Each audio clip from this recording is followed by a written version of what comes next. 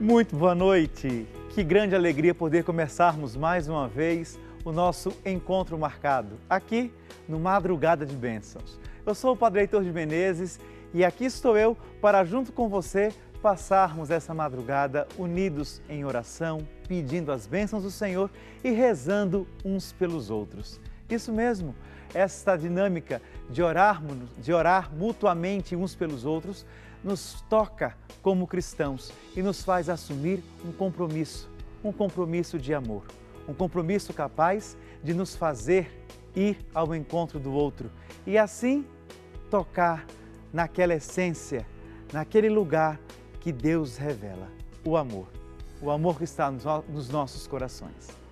Que coisa boa poder estar aqui com você hoje e contar com a sua participação no nosso programa. Hoje nós também queremos fazer memória à festa a qual a igreja celebra. A festa litúrgica de hoje é a de São Tiago, padroeiro da Espanha. São Tiago, apóstolo, Tiago Maior. Ele que foi o primeiro dos apóstolos a beber do cálice do martírio. Ele foi martirizado. Ele, em nome de Cristo, em nome da fé, derramou seu sangue. Por isso, nós queremos, no início do nosso programa, colocar a luz que norteará toda esta madrugada, que é a luz da Palavra de Deus. Escutemos, pois, a proclamação do Evangelho de hoje, da liturgia, que nos insere nessa dinâmica de amor de Deus que nos fala. Evangelho de Jesus Cristo, segundo Mateus. Naquele tempo, aproximou-se a mãe dos filhos de Zebedeu, com seus filhos, e prostrou-se diante de Jesus para lhe fazer uma súplica. Perguntou-lhe ele: "O que queres?" Ela respondeu: "Ordena que estes meus 2 filhos se sentem no teu reino, um à tua direita e o outro à tua esquerda." Jesus disse-lhe: "Não sabeis o que pedis? Podeis vós beber o cálice que eu vou beber?" "Sim", disseram-lhe. "De fato, bebereis meu cálice, quando, porém, ao sentar-vos à minha direita ou à minha esquerda, isso não depende de mim, vou-lo conceder. Esses lugares cabem àqueles aos quais meu Pai reservou." Os 10 outros que haviam ouvido tudo, indignaram-se contra os 2 irmãos. Jesus, porém, os chamou e lhe disse: "Sabeis que os chefes das nações as subjugam e que os grandes as governam com autoridade. Não sejais assim entre vós. Todo aquele que quiser tornar-se grande entre vós, se faça servo. E o que quiser tornar-se entre vós o primeiro, se faça escravo. Assim como o Filho do Homem veio, não para ser servido, mas para servir e dar sua vida em resgate por uma multidão." Essas são palavras da salvação. Nessa festa de São Tiago, a liturgia nos traz este Evangelho.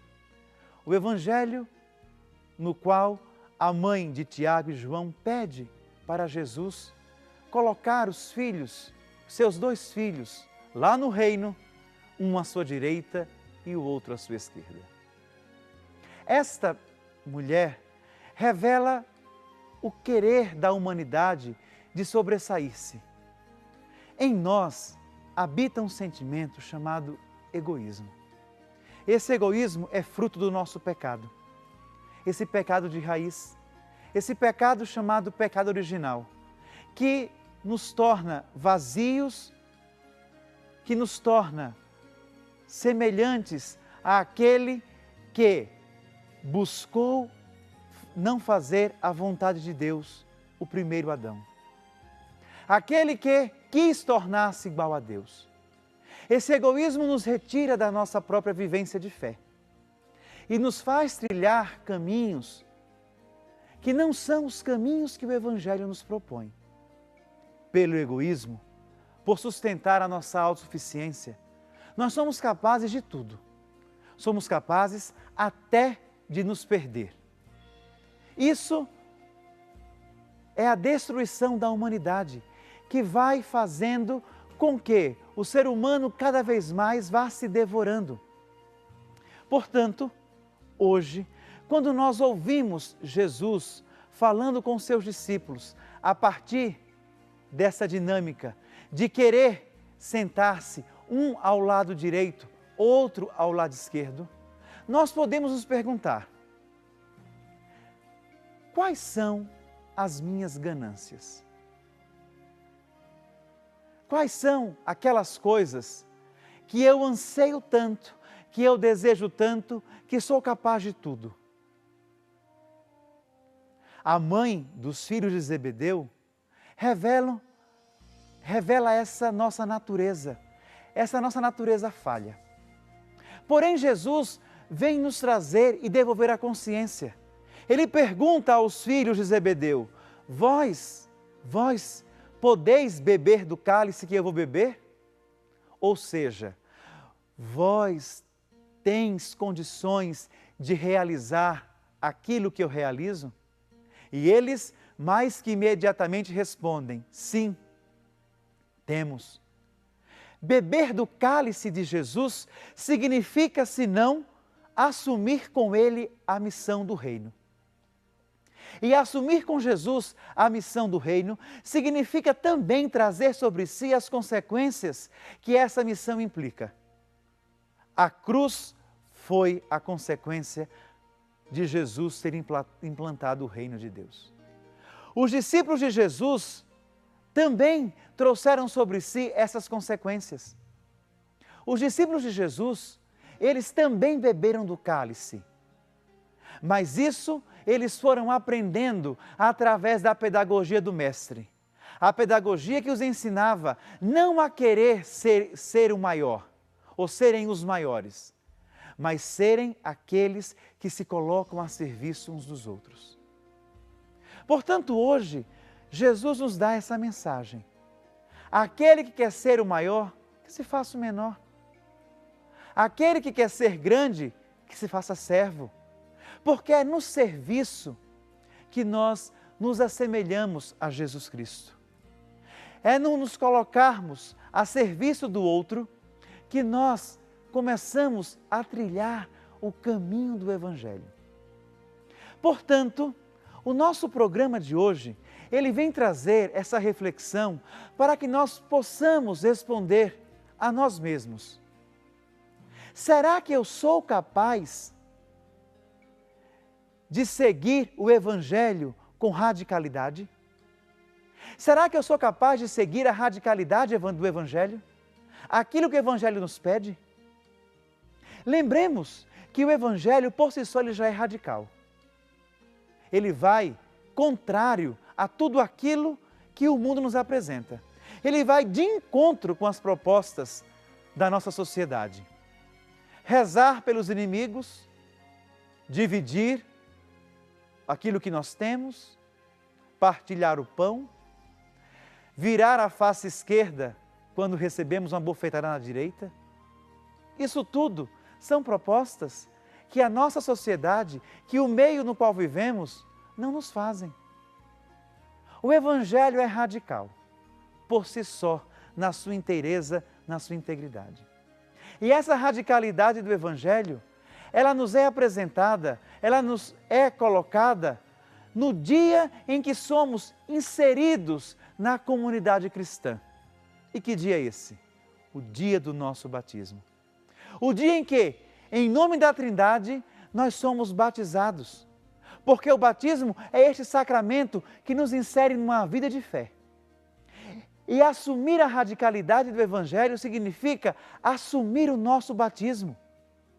Assumir a nossa dinâmica de cristãos e perceber como estamos atuando no nosso mundo, como estamos contribuindo com aquilo que nós estamos vivenciando, como nós interagimos com a nossa realidade, como nós somos presença desse Cristo aonde quer que estejamos. Jesus Cristo, quando nos convida a essa radicalidade do Evangelho, Ele nos chama a tomarmos uma postura diferente do mundo.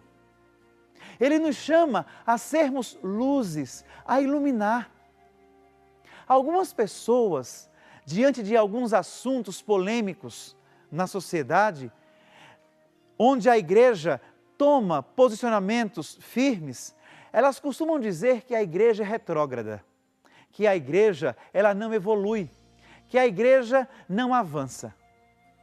Mas a igreja, ela tem um papel de ser luz. A igreja tem um papel de iluminar, de chamar a reflexão. E quem é a igreja? É o Papa? São os bispos? Não somente, também. Mas a igreja somos todos nós. A igreja sou eu, a igreja é você. A igreja somos nós que acreditamos em Jesus Cristo. Por isso, um cristão não pode ser um cristão de meia palavra. Nós não podemos ter atitudes mornas. Nós não podemos fazer de conta se é ou se não é. Não podemos assumir o modismo do morno. Não nos esqueçamos, ou quente ou frio, morno Deus vomita. Não podemos ser cristãos mornos, onde as coisas elas são relativas. Não, não pode. Não podemos relativizar o Evangelho. O Evangelho é claro. Jesus Cristo é claro. Já a palavra dele é clara. Não podemos permitir que nada nos retire desse caminho. Por isso, seguir o Evangelho com radicalidade não significa que nós seguimos o Evangelho com radicalismo. Existe uma diferença entre radicalidade e radicalismo. Radical, a palavra radicalidade, ela provém da palavra radical, que vem do latim radix. E aí nós vemos que vem de raiz. Ou seja, quando eu sigo o Evangelho na radicalidade, eu vou à raiz, à essência. Eu vou lá no fundo, eu penetro na profundidade do Evangelho. Eu não faço um reducionismo. Eu não tomo o Evangelho de uma maneira alucinógena. Eu não uso o Evangelho como uma droga que me retira do mundo sem me dar a consciência. Não. O Evangelho é para ser vivido e não para ser usado. Jesus Cristo é para ser contemplado a cada instante e a cada momento. Por isso hoje, como você vive a radicalidade do Evangelho na sua vida? Quem nos ensina isso são os santos. Os santos souberam, diante do seu viver, deixar tudo, renunciar tudo em nome de Jesus Cristo. Por isso, se tornaram santos. Por quê? A santidade é senão o amor. E o amor é senão o serviço. E o serviço é senão colocar-se em favor do outro, doar-se. Por isso que São Paulo fala, há mais alegria em dar do que receber. E o Evangelho a cada instante nos convida a nos doarmos, a nos dar uns aos outros. Em nenhum momento o Evangelho nos pede para receber. Nós vamos encontrar sempre os apelos de Jesus em nos doar, em nos entregar, em nos abandonar. Por quê? Porque quando nós não temos nada, podemos nos preencher de tudo. E tudo que pode nos preencher é Deus.